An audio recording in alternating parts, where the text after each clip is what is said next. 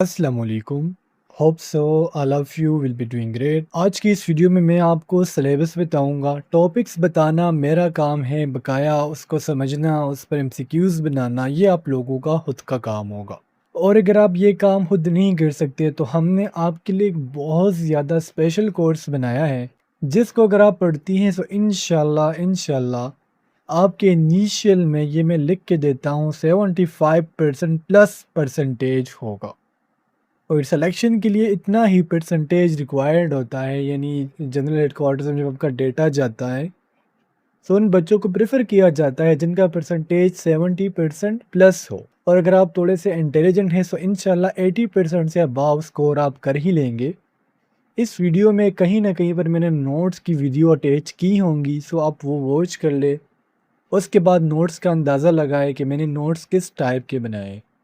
सो अगर आपको वो नोट्स चाहिए तो गिवन नंबर पर हमारे साथ कांटेक्ट कर सकते हैं। अभी से बता दूं, सॉफ्ट फॉर्म में नहीं मिलेंगे बल्कि आपको एक बुक प्रोवाइड किया जाएगा, और इंशाल्लाह उस बुक से अगर आप प्रिपरेशन करेंगे तो आपका टेस्ट 110% इंशाल्लाह क्लियर होगा। तो आइए हम डिस्कस करते हैं इन सब्जेक्ट्स को कि हमने कौन कौन से चैप्टर्स या फिर कौन कौन से टॉपिक्स कवर करने हैं। सबसे पहले अगर हम इंग्लिश की बात करें तो बेटा इंग्लिश जनरल आता है। इसके लिए ज़रूरी नहीं है कि आपने फर्स्ट ईयर की इंग्लिश पढ़ी हो या फिर सेकेंड ईयर की पढ़ी हो, बल्कि इंग्लिश जनरल आता है। जो टॉपिक्स यहाँ पर मैंने मेंशन की हुई हैं, अगर आप इन्हीं टॉपिक्स को प्रिपेयर करके जाएंगी तो इंग्लिश में इंशाल्लाह आपको कोई भी इशू नहीं होगा। सबसे पहले है parts of speech. Parts of speech बहुत ज़्यादा ज़रूरी हैं। बाज़ बच्चे इसको स्किप कर देते हैं, जबकि इसे हमें स्किप नहीं करना चाहिए, because these are the base lines of English. Parts of speech में noun, pronoun, verb, adverb, conjunction, interjection, prepositions, खास तौर पर वर्ब, एडवर्ब, कंजंक्शन और प्रीपोजिशंस, इस पर आपने फोकस करना है। पार्ट्स ऑफ स्पीच में अगर आपने बकाया कोई चीज़ नहीं करनी, बिल्कुल ना करे, लेकिन जो प्रीपोजिशंस है ये बहुत ज़्यादा ज़रूरी है। ऐसा समझ ले कि आपके टेस्ट में अगर इंग्लिश पोर्शन के एमसीक्यूज़ आएंगे तो वो ज़्यादा प्रीपोजिशंस पर मुश्तमिल होंगे। सो पार्ट्स ऑफ स्पीच में हमें स्पेशली फोकस करना है प्रीपोजिशन पर। उसके बाद बारी आ जाती है आर्टिकल्स की। आर्टिकल्स नहायत ज़रूरी है, और आर्टिकल्स आपको पता है कि टोटल 3 आर्टिकल्स है: article a, article an and article the. अब इसमें रट्टे की कोई बात नहीं है कि ए हम यहाँ पर यूज़ करेंगे, एन यहाँ पर यूज़ करेंगे, बल्कि सिंपल यूट्यूब पर लिख ले आर्टिकल यूजेस, या फिर आप ऐसे भी लिख सकते हैं article it's type and it uses. तो वहाँ पर आपके सामने वीडियो आ जाएंगी, वो वॉच कर ले, सो आपको पता लग जाएगा कि हमने article a, article an and article दा कहाँ पर यूज़ करना है। नेक्स्ट अगर हम थर्ड कैटेगरी की बात करें तो वो है एंटोनिम्स एंड सिनोनिम्स। एंटोनिम का मतलब होता है मुतज़ाद और सिनोनिम का मतलब होता है मुतरादिफ अल्फाज। अब एंटोनिम्स और सिनोनिम्स कहाँ से देखेंगे, सो इसके लिए मुझे कोई स्पेसिफिक सोर्स नहीं पता कि मैं आपको बता दूं कि बेटा यहाँ पर जाएं, यहाँ से आपको एंटोनिम्स एंड सिनोनिम्स मिल जाएंगे। ये हमारे कोर्स में अवेलेबल है। इसके अलावा डायरेक्ट, इनडायरेक्ट, इडियम्स, इडियम्स भी आपके पेपर में आएंगे। इसके अलावा टेंसेस, जो 12 टेंसेस है ये तो आपने करने ही करने हैं। अब आप यहाँ पर कहेंगे सर टेंसेस की क्या ज़रूरत है। असल में पेपर में डायरेक्ट, इनडायरेक्ट और एक्टिव पैसिव, इसके बगैर तो इंग्लिश के एमसीक्यूज नहीं आएंगे। अगर आपको टेंसेस आते होंगे तो आप डायरेक्ट, इनडायरेक्ट और एक्टिव एंड पैसिव कर पाएंगे। तो दैट्स व्हाई टेंसेस का आना ज़रूरी है। इसके अलावा types of sentences like simple, complex, compound, compound complex, ये भी आपको पता होना चाहिए। अब फॉर एग्जाम्पल हमें पता है कि एकेडमिक के टोटल कितने एमसीक्यूज होंगे, 50 एमसीक्यूज होंगे। अगर इसमें से 7 एमसीक्यूज इंग्लिश के आ रहे हैं तो ये 80% मुश्तमिल होंगे प्रीपोजिशंस पर, और बकाया एंटोनिम्स एंड सिनोनिम्स भी फिर इसमें आ सकते हैं। लेकिन ज़्यादा, जैसे मैंने शुरू में बताया कि ज़्यादा एमसीक्यूज प्रीपोजिशन के होंगे, सो दैट्स वाई मैंने 80% दिया प्रीपोजिशंस को, और बकाया 20% इसमें से किसी भी से आ सकता है। सो ये ज़रूरी है, ये इंग्लिश का सिलेबस है, इसका स्क्रीनशॉट ले ले, अपने पास सेव करे और इस पर आज से काम करना स्टार्ट कर दे। नेक्स्ट हम आते हैं टुवर्ड्स द फिज़िक्स। ज़्यादातर बच्चों को फिज़िक्स बहुत टफ सब्जेक्ट लगता है। टफ है लेकिन इतना भी नहीं है अगर आपके पास प्रॉपर मटेरियल हो। This is the most special course that is designed for एफिनिस 2026, and quantity and quality आप यहाँ पर देख सकते हैं। मेनली हम फोकस करते हैं क्वालिटी के ऊपर, और cell structures and its organelles को अगर आप देख ले हमने इसको किस तरीके से लिखा हुआ है, तो ये आप लोगों के लिए निहायत ज़रूरी है। हमने स्टार्ट किया बेसिक यूनिट से, फिर हम प्रोकैरियोटिक सेल्स की तरफ आए हुए हैं। ये टोटल पेज मैं आपको दिखा देता हूँ। इसमें तमाम वो एमसीक्यूज़ होंगे जिसके चांसेस हैं आपके इनिशियल टेस्ट में आने के। जैसे कि यहाँ पर देख ले स्मॉलेस्ट नॉन सेलेस, तो आप ये इसको बुक से कहाँ से निकालेंगे? हमने सिंपल लिखा हुआ है वो माइकोप्लाज्मा है। ह्यूमन बॉडी में लार्जेस्ट सेल कौन सा है? वो एग है। लॉन्गेस्ट सेल कौन सा है? वो नर्व सेल है। इसके अलावा हमने राइबोसोम्स के types, both prokaryotes and eukaryotes, इसको भी सेपरेट तरीके से डिज़ाइन किया हुआ है। तो आपको मैं बकाया भी दिखा देता हूँ। Cell membrane chemically made of किस चीज़ की बनी हुई है, तो ये तमाम चीज़ें यहाँ पर गिवन है। इसके अलावा तमाम नोट्स आपको इस टाइप के मिलेंगे जैसे मैंने आपको बायोलॉजी के दिखाए हैं। आप डायरेक्ट नोट्स बेशक बाय ना करें, सबसे पहले मैं आपको डेमोस दिखाऊंगा हर चैप्टर के, चाहे वो बायोलॉजी हो, फिज़िक्स हो, केमिस्ट्री हो, इंग्लिश हो। उसके बाद आपने नोट्स बाय करने हैं, तसल्ली करनी है। और इस दफ़ा मैंने आप लोगों के लिए टोटल 3 कोर्सेज़ ऑफ़र किए हैं, 3 कोर्सेज़ आप लोगों के लिए बनाए हैं। जो ये कोर्स है जिसके मैंने आपको यहाँ पर डेमो वीडियो दिखाई हैं, इसकी जो प्राइस है वो 5300 है। इसमें कोई भी कंसेशन नहीं होंगी इंशाल्लाह, इससे आपके परसेंटेज वो ज़्यादा अच्छे आ जाएंगे। सेकंड जो कोर्स है वो स्पेशल कोर्स है जिसकी प्राइस है 4400 और इंशाल्लाह इससे भी आपका टेस्ट क्लियर होगा। And the third one is simple course जिसकी प्राइस 3800 है। और ये तमाम कोर्सेज़ आपको हार्ड फॉर्म में मिलेंगे, ये नहीं कि मैं आपको PDF दूंगा, हार्ड फॉर्म में मिलेंगे।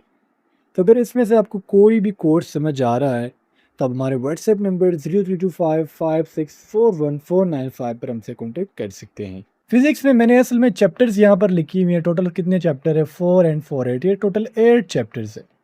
ये आपने कवर करने हैं, लेकिन कवर ऐसे नहीं करने कि हर चैप्टर के लास्ट में एक्सरसाइज पर आप जा रहे हैं, वहाँ से MCQs पढ़ रहे हैं, फिर कह रहे हैं कि सर इससे टेस्ट में कुछ नहीं आया। ऐसा नहीं होगा, बल्कि आपने चैप्टर के अंदर अंदर से अपने लिए MCQs प्रिपेयर करने हैं, फिर उसको याद करना है। इंशाल्लाह उससे आपका टेस्ट पास हो जाएगा। सर वो चैप्टर्स कौन कौन से? So the first chapter is force and motion.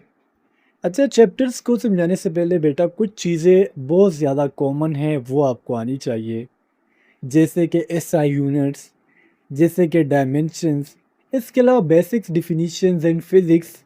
इसके अलावा जो कांस्टेंट वैल्यूज़ है ये आपने सर्च करके अपने लिए सेपरेट ट्रैक करके इनको याद करना है। अगर आपने ये चैप्टर्स नहीं करने, किसी बच्चे के पास टाइम नहीं है, तो आप सिर्फ units, dimensions, basics definitions and constant values याद करके अपना टेस्ट क्लियर कर सकते हैं। लेकिन टेस्ट क्लियर करना सिर्फ हमारा मकसद नहीं है, बल्कि हमने मेरिट में आना। तो ये चीज़ आपके सहन में बैठ की लास्ट एक वीडियो देखनी है। लास्ट में ये भी बताऊँगा कि हमने कौन से सब्जेक्ट को, यानी कौन से सब्जेक्ट को हम एज ए चॉइस रख सकते। अगर उसको हम ना करें तो कोई इशू नहीं होगा। इसके अलावा मेजरमेंट्स, असल में जो आपकी यूनिट्स एंड डायमेंशन है वो मेजरमेंट्स आएंगी। Work energy and power, work क्या है, इसका यूनिट क्या है, किसके बराबर है, एनर्जी की डिफिनीशन क्या है, एनर्जी के जो काइनेटिक एनर्जी है, पोटेंशियल एनर्जी है, ये क्या है, उसके फॉर्मूलाइज क्या है, पावर क्या है, पावर डॉट प्रोडक्ट किसका है, पावर बराबर किसका है। तो ये waves chapter is very much important. इसमें time period, crest, curve, longitudinal waves, इसके अलावा वो इफेक्ट मुझे भूल गया, पता नहीं कौन सा इफेक्ट है, वो आपने याद करना है। इसके अलावा स्पीड ऑफ साउंड आपने देखनी है। सब वेव्स में ये ज़रूरी है। इलेक्ट्रोस्टैटिक्स में आपने इलेक्ट्रॉन को स्टडी करना है। असल में यहाँ पर हम इलेक्ट्रिसिटी को स्टडी करेंगे at static position. Current, electricity क्या है, smelter, ammeter, galvanometer, potential difference, Coulomb's law, Gauss's law, तमाम यहाँ पर गिवन होंगी। से ये इलेक्ट्रोमैग्नेटिक इंडक्शन में हम स्पेसिफिकली ट्रांसफार्मर के बारे में पढ़ते हैं, step up transformer and step down transformer. इसके अलावा एडी करंट क्या है, पॉजिटिव कब होगा, नेगेटिव कब होगा, and alternating current. Alternating current mean simple AC। अब बच्चे मेरे नोट्स को बकाया टीचर्स के साथ कंपेयर करते हैं। सो अगर आपको किसी और एकेडमी के नोट्स चाहिए, उनके डेमोज मेरे पास पड़े हुए। मैं हैरान इस बात पर हो जाता हूँ कि जैसे ये टीचर दावा करते हैं अपने यूट्यूब लेक्चर्स में कि हम ऐसा पढ़ाएंगे ऐसा पढ़ाएंगे, जब उनके लेक्चर बच्चों ने मेरे साथ शेयर किए तो मुझे कुछ इतना स्पेशल नहीं लगा कि हाँ यार, अब अगर मैं आपको कोई चीज़ समझाऊंगा, असल में तो मैं एक तो लाइव क्लासेस में स्किप करता हूँ, उसकी ज़रूरत नहीं होती। लेकिन अगर मैं सिर्फ लेक्चर में ये बता रहा हूँ कि फॉर एग्जाम्पल मैंने आपको एक PDF दिया हुआ है और बस मैं आगे जा ही जा रहा हूँ, कभी पीछे जा रहा हूँ, बस ये पढ़ा रहा हूँ कि यहाँ पर आपने फोर्स एंड मोशन पढ़ना है, यहाँ पर आपने इलेक्ट्रोस्टैटिक्स पढ़ना है, ये क्लास है, ये तो रीडिंग आप कर रहे हो, तो रीडिंग नहीं करनी है। अगर क्लास, सबसे पहले तो ये काम कर ले कि लाइव क्लासेस को स्किप कर ले। फिर भी अगर लेनी तो उस टीचर को कहे कि पहले हमें डेमो तो दिखा दे कि कैसे क्लासेस लेंगे, उसके बाद नोट्स बाय किया करें। अब हम नेक्स्ट आते हैं टुवर्ड्स केमिस्ट्री। केमिस्ट्री में जैसे हमने फिजिक्स के बारे में देखा, यूनिट्स, डायमेंशंस, केमिस्ट्री में अगर आपने, मैं फॉर एग्जांपल कह रहा हूँ, अगर ये 4 चैप्टर्स आपने स्किप करने हैं तो बेशक आप कर ले, लेकिन मैं यहाँ पर हरगिज़ ये नहीं कह रहा कि इन 4 चैप्टर से एमसीक्यूज़ नहीं आएंगे। इन 4 चैप्टर से भी एमसीक्यूज़ आएंगे, लेकिन केमिस्ट्री में वो ज़्यादातर टच देते हैं ऑर्गेनिक केमिस्ट्री को। तो ऑर्गेनिक केमिस्ट्री बहुत ज़्यादा ज़रूरी है। अगर आपके पास टाइम कम है तो आप alkyl halides, alcohol, phenol and ethers, aldehyde and ketones, carboxylic acid, aliphatic and aromatic में अल्केन, अल्कीन और अल्काइन आ जाते हैं, तो ये पढ़ने हैं। लेकिन अगर आपके पास चूंकि टाइम है, 13 August is the last date for registration note for the test, और आपके टेस्ट सितंबर में स्टार्ट होंगे, अक्टूबर में शायद, ये मुझे अब कंफर्म नहीं है। सो आपके पास काफ़ी टाइम है, सो आप ये कवर कर सकते। स्पेसिफिकली अगर हम बात करें केमिकल बॉन्डिंग एंड शेप्स और गैसेस की, इसे तो हर साल बहुत ज़्यादा एमसीक्यूज आते हैं। अगर आपने एक्सपीरियंसेस देखनी है तो आपने सर्च करना है एफएनएस टेस्ट एक्सपीरियंस 2024, तो आपके सामने मेरा एक होल लिस्ट आ जाएगा, उसको आप वॉच कर सकती है। सो वहाँ से आपको पता लग जाए chemical bonding and shapes of molecules, इससे काफ़ी एमसीक्यूज आए हैं। एटॉमिक स्ट्रक्चर में इलेक्ट्रॉन्स, प्रोटॉन एंड न्यूट्रॉन ही तो बेसिक चीज़ें हैं जिससे एमसीक्यूज आएंगे, लेकिन ज़्यादातर टच वो alkyl halides, alcohol, phenol and ether, इन चीज़ों को देते हैं। सो दैट्स वाई ज़्यादा एमसीक्यूज यहाँ से आएंगे। अब सर हम alcohol, phenol and ether, aldehyde और कीटोन जो मैंने ये ऑर्गेनिक चैप्टर्स बताए 5, इसके लिए क्या पढ़े? देखिए अल्काइल हैलाइड्स क्या है, इसका फॉर्मूला क्या है, प्रिपरेशन कैसे करेंगे, इसकी रिएक्शंस क्या है। सेम लाइक दैट अल्कोहल का जनरल फार्मूला क्या है, फिनॉल का जनरल फार्मूला क्या है, ईथर का जनरल फार्मूला क्या है। अल्कोहल के डिटेक्शन के लिए हम कौन सा टेस्ट करेंगे, इस तरीके से फिनॉल के लिए, ईथर के लिए। अल्कोहल को हम दूसरे से कैसे सेपरेट कर सकते हैं, अल्कोहल के कितने टाइप्स है, फिनॉल के कितने टाइप्स है, एटीसी। इस तरीके से हमने पढ़ना है। अल्डिहाइड और कीटोन में मेन फ़र्क क्या है, इसके reactions, preparation, each and everything you have to study for securing approximately 75% percentage. सो ये ज़रूरी है कि आप ज़्यादा पढ़ें। टेस्ट वैसे 50 एमसीक्यूज़ है एकेडमिक के, सो 25 पे पास हो जाता, लेकिन आपने पास नहीं होना, आपने मेरिट पर आना है। सो केमिस्ट्री की ये चीज़ें हैं, इसका स्क्रीनशॉट ले ले। And the last one is my favourite, biology. Biology के ये चैप्टर्स हैं, ये ज़रूरी हैं, इसमें से आप स्किप नहीं कर सकते। ये अगर आप इन चैप्टर्स को देख लें तो इसमें स्किप करना बनता ही नहीं है। इसमें हम स्किप क्या करें? अगर आप सेल एंड ऑर्गेनेल को स्किप करेंगे तो आपको क्या पता लगे कि माइटोकॉन्ड्रिया क्या है, डबल मेम्ब्रेन बाउंडेड ऑर्गेनेल कौन कौन से है, कौन से ऑर्गेनेल के पास अपना डीएनए है। सो सेल एंड इट्स ऑर्गेनेल्स ये ज़रूरी है।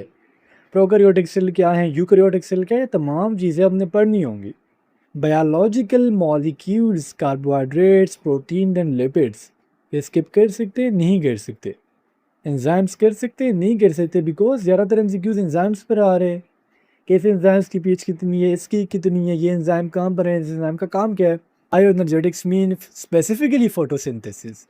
अब फोटोसिंथेसिस में कितने कार्बन यूज़ हो रहे हैं, कितने कार्बन एमिट हो रहे हैं, वाटर कहाँ से आ रहा है, कितने सिस्टम्स है, कहाँ पर हो रहा है, क्यों हो रहा है, स्किप नहीं कर सकते। डाइजेशन जो माउथ से स्टार्ट होकर एनस पर ख़त्म होता है, इसमें बीच में small intestine, large intestine, pancreas, liver, alimentary, पूरा कैनाल, माउथ, इसमें आप एंजाइम्स, इसको स्किप कर सकते हैं, नहीं कर सकते। सर्कुलेशन में आपका हार्ट आ जाता है, ब्लड आ जाती है, इसके बाद ब्लड विजल्स आ जाती है, इसको स्किप कर सकते, नहीं कर सकते। अगर एमसीक्यूज आ जाए डबल सर्किट किस में बाहर जाता है, आपने पढ़ा ही नहीं है, तो क्या आंसर देंगे, नहीं दे सकते। सो डेट्स वाई मैं कह रहा हूँ कि इसमें आप कोई भी चैप्टर स्किप नहीं कर सकते। सपोर्ट एंड मूवमेंट, इससे लास्ट टाइम एमसीक्यूज आए थे, छोटा बोन कहाँ पर है, बड़ा बोन कहाँ पर है। इसके अलावा अगर हम एक्सियल स्केलेटन की बात करें, इसमें टोटल कितने बोन्स हैं, आपके अंदर वर्टिब्रा कितने हैं, सर्वाइकल कितने हैं, लंबर कितने हैं, तो ये चीज़ें पढ़नी होती है। इसके अलावा केमिकल एंड नर्वस कोऑर्डिनेशन क्या है, केमिकल कोऑर्डिनेशन में स्पेसिफिकली हार्मोन्स के बारे में पढ़ते हैं। हार्मोन इसमें स्टेरॉइड कौन से, इसमें प्रोटीन्स वाटर सॉल्युबल कौन से है, प्रोटीन इन नेचर कौन से है, पेप्टाइड इन नेचर कौन से है। नर्वस कोऑर्डिनेशन में बेसिकली पढ़ते हैं न्यूरॉन्स के बारे में, गैंग्लियन क्या है, न्यूरॉन क्या है, नर्व क्या है, रिफ्लेक्स क्या है, रिफ्लेक्स एक्शन क्या है। असल में इसमें से एक भी चैप्टर स्किप नहीं करेंगे, क्योंकि अब नर्सिंग का टेस्ट में पेयर हो रहा है, सो आपने बायोलॉजी में किसी भी सब्जेक्ट को स्किप नहीं करना। सो बेटा ये थी आज की हमारी video about the FNS syllabus of 2026।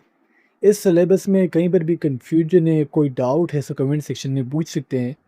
अभी भी टाइम में, अगर सेलेक्ट होना चाहते हैं सो हमारा पेड कोर्स एक वाइड हल है, इंशाल्लाह उससे आपकी सिलेक्शन सही तरीके से हो जाएंगी। सो नेक्स्ट वीडियो में मिलते हैं। अल्लाह हाफिज़।